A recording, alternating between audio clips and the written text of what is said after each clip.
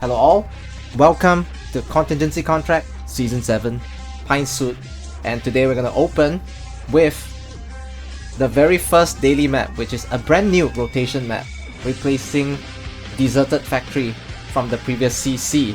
Right, so in Blazing Cavern, we're gonna meet an old friend, Pompeii, from Heart of Surging Flame, and you can see there are plenty of risks that actually boost Pompeii. So we're gonna have a game plan to deal with this, and there's also a terrain risk as well. The volcano will do 200 extra damage. So these are our 7 operators that we are going to bring: Gladiia, Saria, Blemishine, Myrtle, Ifrit, Siege, and of course Nightingale. In this case I'll have to borrow one because you know, CC has that medal for borrowing a support unit. So we're gonna begin and open with a Myrtle, after which we're gonna open with Gladiia.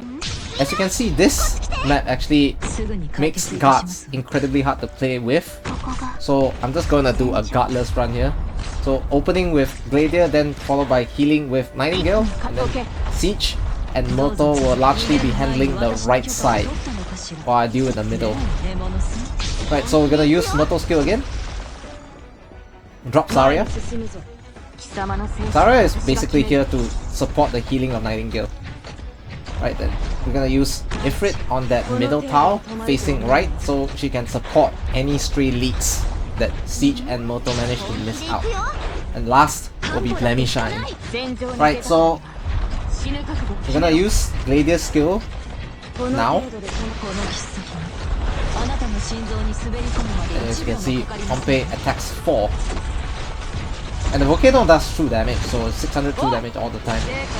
And over here we're gonna beat the slug just before it explodes. So with the risks that we have today, the slug explodes for 2000 arts damage and will actually explode every 5 seconds when it is blocked, rather than the traditional 10 seconds.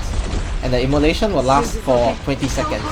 It's basically like Ifrit's Arts Burn from S2.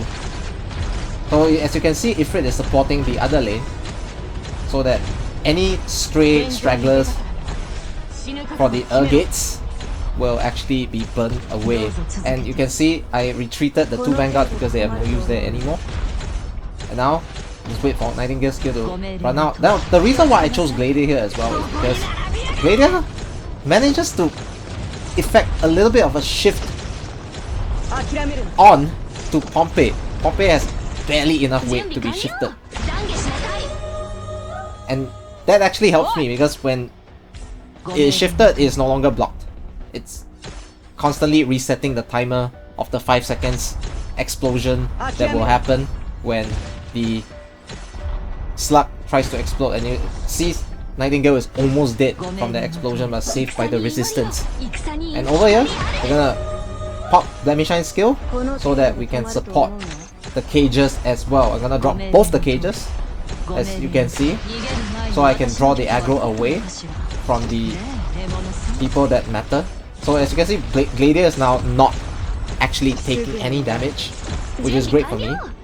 And then once Gladiia's skill ends, I alternate with Blemishine, and we'll just wait for Ifrit to come back. Ifrit will be placed behind Blemishine, so still in range of Nightingale's healing and able to support Blemishine as well. As you can see, I'm just basically waiting for Nightingale's skill to come back up, and I'm really living on the edge here, but this is very important, right? That I pop the skill at the right time. And right after the sleep ends, I'm gonna use Gladiia once again to displace the slug, and Nightingale is not yet back up, so we're just gonna wait for Nightingale to be back up. And now we're gonna pop the skill because it's up again. Yes, it overlaps with Gladiia, but over here it really does not matter because we're gonna use Ifrit to try to burn the slug now. So Pompeii is now taking massive damage from the burn of Ifrit compared to the scratch level damage that I'm doing pretty much with Gladiia as well as Blemishine due to the stat boost. And although I say massive, it's not really a lot, even in spite of that, because Pompeii effectively has 100 resistance. And as you can see, we're gonna pop Ifrit's skill again, And just wait out, wait out, wait out.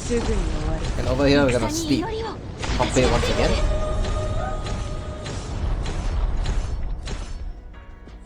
And Ifrit is not in range of Pompeii's explosion. It's a radius of roughly 1.4.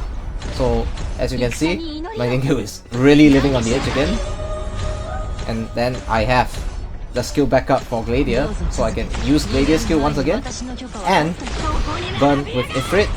After which Blemishine skill is up, we're gonna just finish the slug off with Blemishine. And there you have it. It's a very, very slow clear. But I did not use the traditional options. I in fact used a lesser known mechanic known as shift to actually play this to my advantage. So I hope you guys enjoyed this creative clear. I'm trying to make my clears as creative as possible, so I'll see you guys tomorrow for the next daily. Right, see you guys and good luck.